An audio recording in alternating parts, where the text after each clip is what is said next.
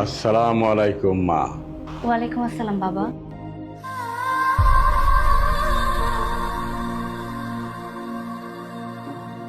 মা, এক কাপ চাউল আর খাওয়ার জন্য এক গ্লাস পানি দিবি মা? জি বাবা, পারবো। আপনি একটু দাঁড়ান, আমি নিয়ে আসছি।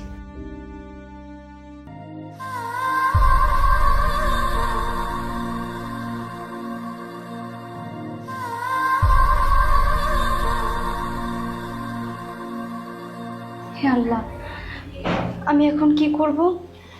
এখানে তো আধা কাপ চালের মতো আছে, কিন্তু ফকির বাবা তো আমার কাছে 1 কাপ চাল চেয়েছে।